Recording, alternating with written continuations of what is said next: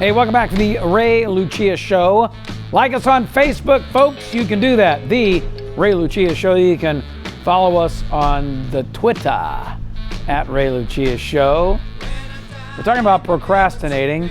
I procrastinated at least 5 years to even have a Facebook and Twitter page, and I still don't know how to use it. But in either event, you can follow us, and we do post a lot of the articles and so forth that I talk about here on the program today. And one of the things that's been really disturbing to me in my many, many years career in the financial advisory business is the fact that you know what's right, you know the decisions that you have to make, you want to make them, you know they're in the best interest of your family, you know it's affordable, and you don't do it. Why?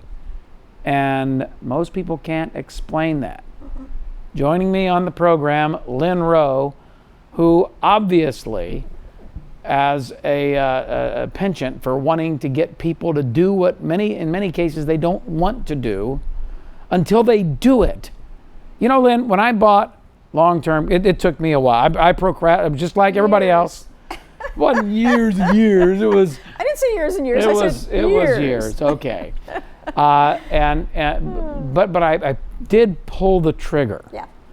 And that was some years back now. Mm-hmm. And yes, we've been spending a few $1,000s a year.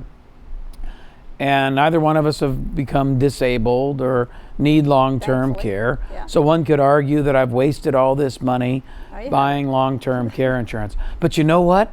It feels really good to know that you have it. Yep. Because when I was in that helicopter 3 weeks ago, being life flighted off of Lake Powell to the Flagstaff Medical Center because I had a very out of the clear blue sky, something that I never dreamed would happen. I had a heart attack. I didn't know what was going to happen. That's right. I mean, I have a good friend right now that had a stroke about a week before that happened, and he's still can't even talk and paralyzed on one side, and he's only a couple years older than me. So when you think about this, you go, to procrastinate something that important has got to be insanity, yet you have to deal with this every day. I do have to deal with it every day, Ray, and that's why the motto on my website is taking good intentions and turning them into good decisions, because people do. They'll procrastinate. I mean, I told you a story off the air here a minute ago about termites. And it took me 2 years to finally pull the trigger on that. It was more expensive. Would you think they were going to go away? You know. So we're all guilty of it. Of course we are. But when it comes to one thing to have termites, that's not a good thing to have. Yeah. But it's not an irreversible problem. Right. A long-term care, a health situation, not being able to qualify for disability insurance, life insurance, any kind of insurance, because there's underwriting requirements. If you can't qualify, you can't get it. Yeah. And here's the mistake that people make. Well, one of the many mistakes. One of the mistakes is thinking, okay, well, my family died quickly. I'm not gonna linger. I'm not gonna need care, and the whole denial. The biggest river of the world, the denial river, is just the impasse where people say, well, it's not going to happen to me. Well, the first thing. By the way, I did get that joke. Yeah. I just did. Yeah, I did get it. It's pretty bright. No, I got the biggest river, the longest river in the world. Well, Denial. Anyway, denial. I get it. So here's the thing. People will put it off, and part of the reason is they don't want to face it, and I understand that. But it's not going to go away. I mean, Ray, you like statistics, and you're always quoting good information to your listeners. I mean, it's not hard to find this on the internet. 2014, around 60% of caregivers employed were either full-time, part-time, facing competing demands from their workplace. And among those caregivers, 40% were 50 years old and above. Kids in college, parents needing care. So now you're talking about someone that has to either leave work or work part-time or get in trouble because they're late to work or whatever, because they're caregiving, they're taking care of a family member, a relative or whatever in the home or somewhere, and it's costing them. That's exactly right. In fact, the 2015 report by AARP went on to say caregiving in the United States, 49% made adjustments with working hours, 15% took a leave of absence, 7% received warnings about performance, and 5% had to turn down promotions offering as a result of caregiving, and 22% of them left the workplace entirely. It's going to happen to probably 50% or 2/3 of all baby boomers. And why is that? Why is it going to happen? Because they haven't bought long-term care insurance, which is what you're selling. Because their parents did the same thing. They just didn't take care of it. And so now they're having to be the caregiver. You know, and it just seems to me like can we solve that problem? Can we? Oh, I don't know. Can we solve that? Oh, we can. I can put together a package for the parents.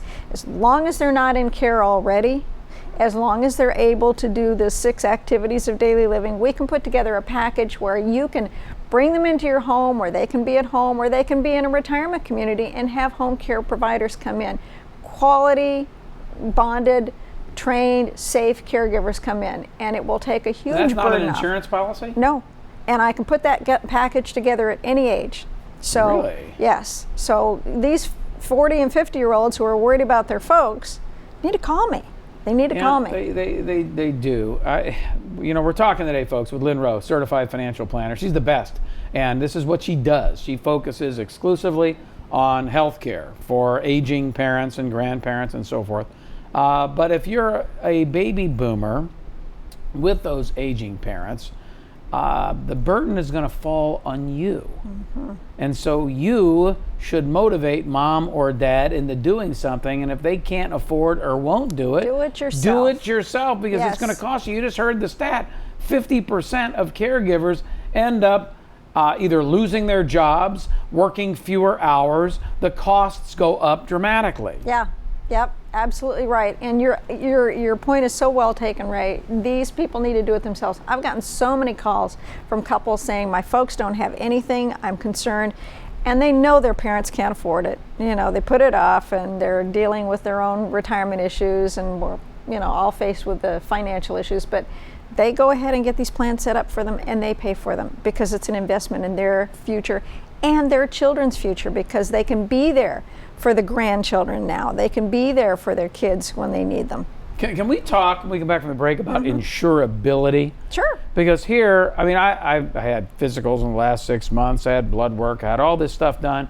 They said, oh, you're fine. You got no chance of having a heart attack or having any kind of blockage or anything like that. They were wrong. Well, and I'll tell you quickly, my dad had a heart attack at 53 that killed him. Now, Ray, what used to kill people disables them. Interesting point. So we come back, we're going to talk about insurability with Lyn Rowe. In the meantime, write this down. I want my LTC.net. Don't be swept up by our natural instinct to procrastinate and put something off when we know we need to do it, and we're probably gonna do it. But if you're uninsurable, you may want to, but you ain't gonna. Don't be in denial, the longest river in the world. Denial. It's kind of like it's a Denise. Huge river to cross. Denise and the nephew. Okay, thank you very much. Welcome back. Lyn Rowe will be back with us right after this. Don't go away.